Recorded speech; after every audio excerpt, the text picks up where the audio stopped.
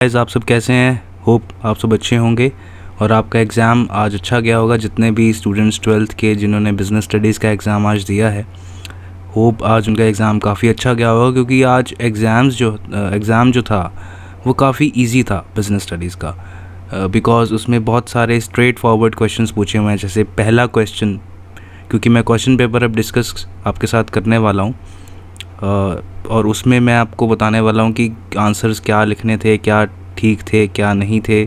तो आप एक जनरल आइडिया ले सकते हैं, लेकिन इसके लिए आपको टेंशन लेने की ज़रूरत नहीं है, क्योंकि आप सबके मार्क्स बहुत अच्छे आने वाले हैं और बहुत अच्छे आएंगे। क्योंकि बोर्ड CBSE के 12th के बोर्ड में कम मार्क्स नहीं देते हैं। अगर आपने कुछ लिखा होगा, ठीक उससे रिलेटेड भी कुछ लिखा ही होगा ना, चाहे आपने एग्जैक्टली ना लिखा हो जो आपको आंसर में लिखना था, अगर उससे रिलेटेड भी लिखा होगा तब भी आपके मार्क्स अच्छे आएंगे। So don't worry about that. लेकिन मैं वैसे ही for your knowledge, general understanding, एक बार पेपर डिस्कस करने के लिए आया हूँ। तो ये क्वेश्चन, जैसे मैं कह रहा था कि क्वेश्चंस काफ़ी सारे स्ट्रेट फॉरवर्ड हैं। जैसे कि पहला क्वेश्चन 2 मार्क्स वाला, उसमें सिर्फ आपको स्ट्रेट फॉरवर्ड पूछा हुआ है, state any 2 benefits of staffing. So staffing के उसमें आपने 2 बेनिफिट्स बताने थे, जो स्ट्रेट फॉरवर्ड था। जिसने याद किया होगा उसको पता होगा कि, लेकिन जो केस स्टडी, जो सेकंड क्वेश्चन में जो केस स्टडी है, या और भी इस पेपर में केस स्टडीज़ हैं, उन्हें डिस्कस करना काफ़ी ज़रूरी है। जैसे सेकंड क्वेश्चन में 2 नंबर का है ये, Virat has 2500 shares of Suraj bulb limited. He received an offer from Suraj bulb limited to purchase 2 shares for every 10 shares held by him. Identify and explain the method of flotation of new issue reflected in the above lines. So आपको इसमें ये question है financial markets chapter से, और उसमें जो आपने पढ़े होंगे मेथड्स ऑफ फ्लोटेशन, जैसे कि offer for sale, offer prospectus, rights issue, etcetera etcetera. इसका आंसर है राइट्स इशू, क्योंकि उसमें ही कंपनी जो है अपने शेयर होल्डर्स को एक प्रिविलेज के तौर पे ऐसा ऑफ़र देती है। जो आंसर ये आप देख सकते हैं, इसका answer rights issue. This is a privilege given to existing share holders. This is a privilege given to the existing shareholders to subscribe to a new issue of shares according to the terms and conditions of the company. The shareholders, they are offered the right to buy new shares in proportion to the number of shares they already possess. मतलब जो उनके पास shares होते हैं उसके बदले में, shares के बदले में शेयर्स लेने के ये राइट्स इशू, ये उनको प्रिविलेज देती है कंपनी। तो इसका आंसर है ये rights issue. Now the next question is identify and state the step of selection process which helps the human resource manager in eliminating unqualified job seekers on the basis of information supplied in the application form. Also list the next 2 steps involved in the process of selection. So इसमें आपने अगर पढ़ा होगा ठीक से selection process का, staffing chapter में से है ये, तो जिसमें अनक्वालिफाइड जॉब सीकर्स को एप्लीकेशन फॉर्म के बेसिस पे ही रिजेक्ट कर दिया जाता है, तो वो होती है preliminary screening. The answer is preliminary screening. This is the answer. Preliminary screening is the answer for answer question number 3, that helps the manager eliminate unqualified unfit job seekers based on the information supplied in the application forms. So this is the preliminary screening, इसका answer है। So next question पे चलते हैं। अब next question है analysing deviations, taking corrective actions. कौन से steps हैं, किस फंक्शंस ऑफ मैनेजमेंट के ये स्टेप्स हैं, ठीक है। Are steps in the process of one of the significant functions of management. Management का ऐसा कौन सा फंक्शन है जिसमें ये 2 स्टेप्स इन्वॉल्व हैं। तो उन फंक्शन ऑफ मैनेजमेंट आपको आइडेंटिफाई करना था, और उसमें से 3 स्टेप्स, जो पहले 3 स्टेप्स आपको बताने थे। ये जो एनालाइजिंग डेविएशंस और टेकिंग करेक्टिव एक्शन से 4th और 5th स्टेप है, और ये इसका आंसर है controlling. This answer number 4 is controlling. Controlling is a systematic process, involves the following steps: जैसे कि पहले 3 स्टेप्स आपको ये लिखने थे, setting performance standards, measurement of actual performance दूसरे नंबर पे, और तीसरे नंबर पे लिखना था comparison of actual performance with standards. ये आपको एज इट इज़ इसी ऑर्डर में लिखने थे। और इस देखिए इसमें चौथा और पांचवा एनालाइजिंग डेविएशंस और टेकिंग करेक्टिव एक्शन इसमें दिया हुआ है। तो इसका आंसर था कंट्रोलिंग, और कंट्रोलिंग के स्टेप्स इसमें आपको लिखने थे। अब चलते हैं नेक्स्ट पे। नेक्स्ट क्वेश्चन नंबर 5 पे, GDFS limited are the manufacturers of consumer goods. ये केस स्टडी है। Demand for their products continuously declining after the outbreak of COVID-19। In spite of fall in demand, the company assured its employees that no worker will be retrenched from the job. Name the category of the incentive offered to the employees. Also explain 2 more incentive of the same category. तो पहले तो आपको category of incentive बताना था, ये category क्या है। तो आपने पढ़ा होगा फाइनेंशियल नॉन फाइनेंशियल इंसेंटिव्स। तो ये कैटेगरी है नॉन फाइनेंशियल इंसेंटिव की, और इसमें से इंसेंटिव कौन सा ऑफ़र किया जा रहा है एम्प्लॉयज़ को? जॉब सिक्योरिटी का। तो आंसर नंबर 5 में था, आपको पहले लिखना था this is the non financial incentive, category है नॉन फाइनेंशियल इंसेंटिव, और उसमें जो इंसेंटिव है वो है job security. Okay, that job security is the incentive given, and उसकी जो कैटेगरी है वो है नॉन फाइनेंशियल इंसेंटिव। और उसमें और क्या बताना था आपको? Explain 2 more incentives of the same category. Non financial category के ही आपको और अलग से 2 इंसेंटिव्स की बताने था, उसके बारे में उसको एक्सप्लेन करना था। सो एक्सप्लेन, जिसमें था एम्प्लॉय पार्टिसिपेशन, एम्प्लॉय एम्पावरमेंट, और जैसे ऊपर दिए हुए थे employ recognition program, job enrichment. कोई 2 बताने थे आपको, जॉब सिक्योरिटी के अलावा कोई और 2 बताने थे। तो इन्हें एक्सप्लेन कर दिया होगा। 3 नंबर आपके 3 नंबर का क्वेश्चन था। 6th क्वेश्चन है 3 points, state any 3 points of importance of financial planning.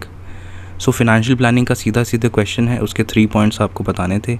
मैंने कल जो वीडियो बनाई थी उसमें भी मैंने फिनेंशियल प्लानिंग को बहुत अच्छे से डिस्कस किया था, उसकी इंपॉर्टेंस भी बताई थी आपको। तो 3 मार्क्स का क्वेश्चन आया है उसमें से।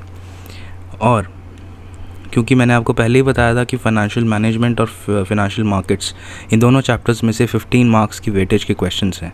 तो ये काफ़ी, क्योंकि इनमें से क्वेश्चंस आ सकते थे, तो इसीलिए फिनेंशियल प्लानिंग का देखिए सीधा क्वेश्चन पूछा गया है। और 7th क्वेश्चन पे चलते हैं अब। Abhishek limited is engaged in manufacturing of air purifiers. The target production 500 air purifiers in a week. Over the last few months, it has been observed that the production manager that the weekly production target was not achieved. Identify the function and explain any 2 points of its importance.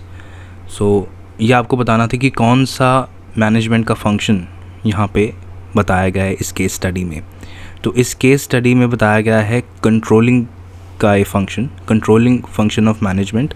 इसका answer था पहले तो controlling, और उसके 2 points उसकी importance के, controlling की importance के 2 पॉइंट्स। देखिए कंट्रोलिंग फंक्शन ऑफ मैनेजर है, सो इसकी इंपॉर्टेंस बतानी थी। अकम्प्लिशिंग ऑर्गेनाइजेशनल गोल्स, ठीक है। ऑर्गेनाइजेशनल गोल्स को जैसे लिखा है ना, controlling function measures progress towards the organisational goals and brings to the light the deviations. जैसे यहाँ पे इस केस स्टडी में पता कर रहे हैं कि 500 एयर प्योरीफायर्स का जैसे टारगेट है, तो प्रोडक्शन मैनेजर देख रहा है कि वीकली टारगेट अचीव नहीं हुआ। तो इसको ये क्या हो रहा है यहाँ पे, ये ऑर्गेनाइजेशनल गोल्स की जो उसको मेजरमेंट कर रहा है कि, और उसको लाइट डेविएशंस जो हैं वो बता रहा है। डेविएशंस मतलब कि जो टारगेट अचीव नहीं हो पा रहे, जो टारगेट अचीव होने में कोई प्रॉब्लम आ रही है, कमी आ रही है, तो वो कंट्रोलिंग का फंक्शन जो है उसकी इंपॉर्टेंस है ये।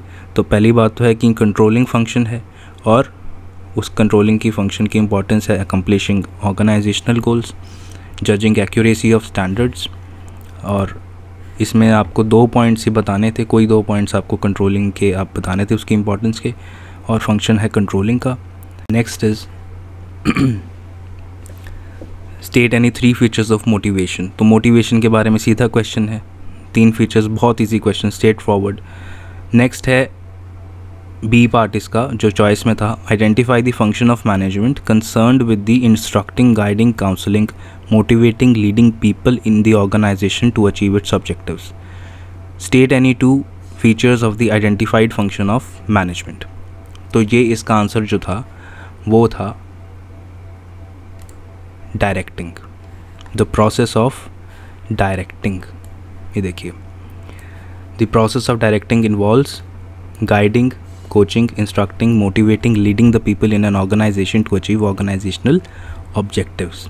ठीक है, जैसे यहाँ पे लिखा हुआ है इंस्ट्रक्टिंग, गाइडिंग, काउंसलिंग। ठीक है, तो डायरेक्टिंग इसका आंसर था, डायरेक्टिंग। और डायरेक्टिंग के बारे में आपको इसके फीचर्स बताने थे जो कैरेक्टरिस्टिक्स होती हैं, जैसे कि directing initiates action, takes place at every level of management. ठीक है, उसको आपने बस फीचर्स बताने थे, एक्सप्लेनेशन की कोई ज़्यादा ज़रूरत नहीं थी, एक एक लाइन की एक्सप्लेनेशन देनी थी, और इनमें से कोई 2 बताने थे। ठीक है, सो अब नेक्स्ट पे चलते हैं। 9 का ए पार्ट, ये भी चॉइस के क्वेश्चंस हैं इसमें भी। तो पहले पे चलते हैं, technology upgradation, level of collaboration. अगर कल आपने मेरी वीडियो देखी होगी तो उसमें फिनेंशियल मैनेजमेंट का ये क्वेश्चन था कि कौन सी कैपिटल रिक्वायरमेंट्स, जिसमें फ़िक्स्ड और वर्किंग कैपिटल के बारे में मैंने आपको बताया था। सो टेक्नोलॉजी अपग्रेडेशन और लेवल ऑफ कोलैबोरेशन जो है ये फ़िक्स्ड कैपिटल रिक्वायरमेंट है कंपनी की। तो इसका आंसर तो पहले था टाइप ऑफ कैपिटल रिक्वायरमेंट कौन सी है, फिक्स्ड कैपिटल।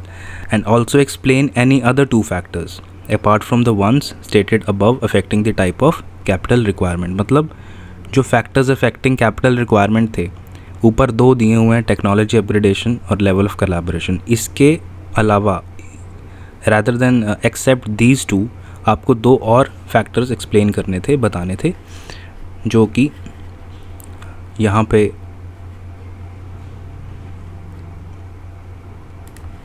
जैसे कि factors affecting the capital requirement, fixed capital requirement. पहला तो था कि फिक्स्ड कैपिटल रिक्वायरमेंट है।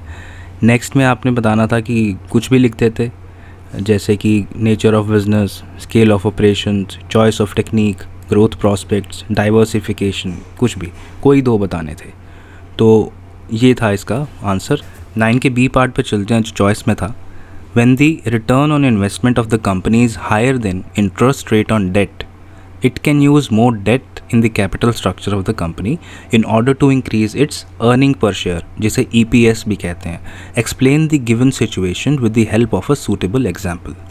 So जब कंपनी का रिटर्न ऑन इन्वेस्टमेंट ज़्यादा होता है उसके लोन के इंटरेस्ट से, जो लोन के जो इंटरेस्ट उसको पे करना है, जो उसने कंपनी ने लोन लिया हुआ है उस पर जो उसको इंटरेस्ट पे करना है, उस इंटरेस्ट से ज़्यादा उसकी कमाई होती है, जैसे रिटर्न ऑन इन्वेस्टमेंट होता है, तो वो कैपिटल स्ट्रक्चर में ज़्यादा डेट यूज़ कर सकती है।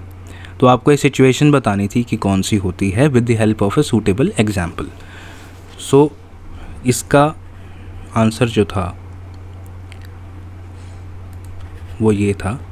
सो एक्सप्लेन द सिचुएशन जो था उसमें आनी थी फाइनेंशियल लीवरेज। ठीक है, so this is a situation of financial leverage. ये था आपका, सबसे पहले आप लिखते this is a situation of financial leverage, and in such cases companies often employ more of cheaper debt to enhance the EPS.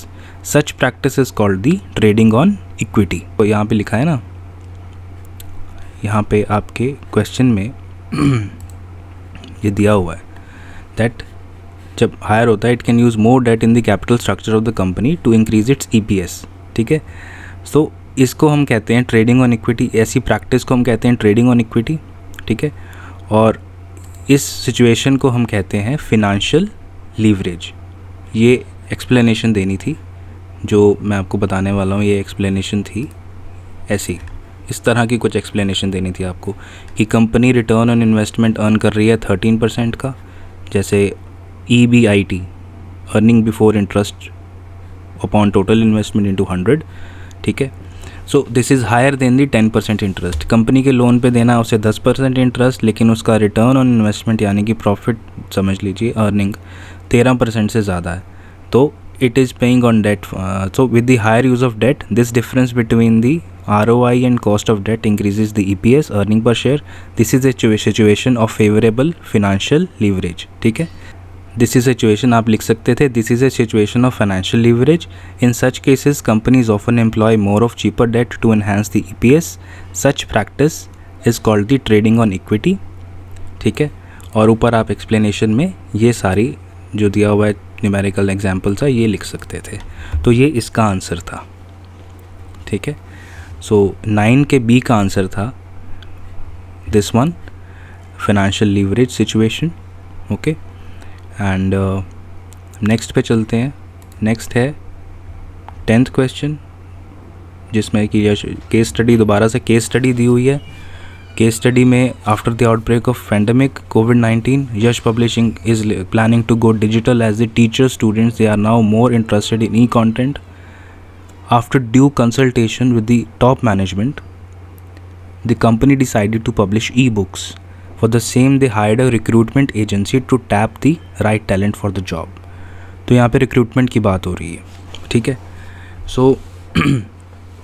the company also approached a well-established university in the city of Indore to recruit qualified personnel for various managerial positions. For the post of e-content writer, the company is using Shine.com and Monster.com. So पहला इसका part है, इस question का first part जो है, ए part, वो है identify and explain the function of management highlighted above.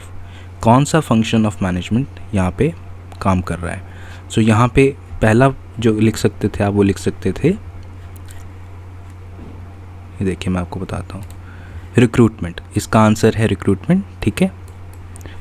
The function is recruitment. The function of management highlighted above is recruitment. Recruitment को explain करना था आपको, refers to the finding possible candidates for a job वगैरह वगैरह, पूरा इसको explain यहाँ तक करना था, एक definition देनी थी। फिर quoting lines from the above, इसका B part अब question का, explain the types of external sources of recruitment discussed in the para. So पहले में क्या डिस्कस हुआ है, ये देखिए क्या लिखा है, they hired a recruitment agency। तो फर्स्ट एक्सटर्नल सोर्स जो दिया हुआ है यहाँ पे, यानी कि placement agencies and management consultants, ठीक है। पहला ये था। दूसरा था कैंपस रिक्रूटमेंट, लिखा है यहाँ पे, company also approach well establish university in the city of Indore, ठीक है। सो यहाँ पे था दूसरा campus recruitment. For the post of E content writer, company is using websites जो दी हुई हैं, वेबसाइट्स के नाम। सो यहाँ पे था वेब पब्लिशिंग। तो ये थे एक्सटर्नल सोर्सेज जो यहाँ पे इस पूरी केस स्टडीज़ में जिनकी बात हुई, ये 3 एक्सटर्नल सोर्सेज की बात हुई। अब आपको लिखा था सी, इसका पार्ट जो था वो था एडवांटेजेस बतानी थी of external, state any 2 advantages of external sources of recruitment. उसमें आपको बतानी थी, कुछ भी लिख सकते थे, कोई भी दो, जैसे qualified personal, wider choice, fresh talent etcetera, जो भी आपको याद थी। तो पूरा 5 मार्क्स का क्वेश्चन था, बहुत ईजी था, कोई मुश्किल भी नहीं था, और अगर आपने किया होगा तो 5 मार्क्स आपके इसमें पूरे हैं। अब given the meaning of financial market, state any 4 functions, ये स्ट्रेट फॉरवर्ड क्वेश्चन है। कल भी मैंने डिस्कस किया था फाइनेंशियल मार्केट के बारे में, इसके फंक्शंस के बारे में, बिल्कुल स्ट्रेट फॉरवर्ड, कोई मुश्किल नहीं। अब आता है कंज्यूमर प्रोटेक्शन पे, जिसमें 5 नंबर का क्वेश्चन आपको बताया था कि पक्का आएगा ही आएगा, जो आया भी है, आना ही था। तो 12th लास्ट क्वेश्चन था, जिसका ए पार्ट है। पहले तो राइट्स के बारे में है, rights of the consumer as per the consumer protection act. पहला है राइट टू कंज्यूमर एजुकेशन, दूसरा है राइट टू सीक रिड्रेसल। इनको आपने एक्सप्लेन करना था। राइट्स और रिस्पॉन्सिबिलिटीज़, मैंने आपको कहा था कि राइट्स और रिस्पॉन्सिबिलिटीज़ दोनों पढ़ के जाना, राइट्स या रिस्पॉन्सिबिलिटीज़ में से एक तो आनी ही आनी है, तो वो आई है। और उनके सैम्पल क्वेश्चन पेपर में भी थी CBSE के, तो इन दोनों को आपने एक्सप्लेन करना था, कोई मुश्किल नहीं था एक्सप्लेन करना। और बी पार्ट था इसकी चॉइस में जो था, वो था remedies relief available to the consumer. Consumer को कौन सी रिलीफ्स और रेमेडीज़ अवेलेबल हैं एज़ पर द एक्ट, जागो ग्राहक जागो, राइट। सो या ये क्वेश्चन आप लिख सकते थे, जो रेमेडीज़ अवेलेबल हैं कंज्यूमर को। ऊपर वाला मेरे हिसाब से ज़्यादा ईजी था, क्योंकि सिर्फ राइट्स दिए हुए थे, उनको सिर्फ एक्सप्लेन करना था। कंज्यूमर एजुकेशन में जागो ग्राहक जागो की ऐड बता देते, सीक रिड्रेसल में आप बता देते कि कमीशन बनी हुई है, डिस्ट्रिक्ट फोरम है, स्टेट कमीशन है, नेशनल कमीशन है। तो ये था आपका पूरा क्वेश्चन बिजनेस स्टडीज़ का, और क्वेश्चन पेपर पूरे का पूरा। और होप आप सब के क्वेश्चंस मोस्टली ठीक होंगे and you will achieve very good marks all of you. Best of luck for your future exams. अच्छे से मेहनत कीजिए, अच्छे से पढ़ाई कीजिए और सक्सेस अचीव कीजिए, एंड टेंशन लेने की ज़रूरत नहीं है, मार्क्स सभी के अच्छे आएंगे। Thanks again, thank you so much.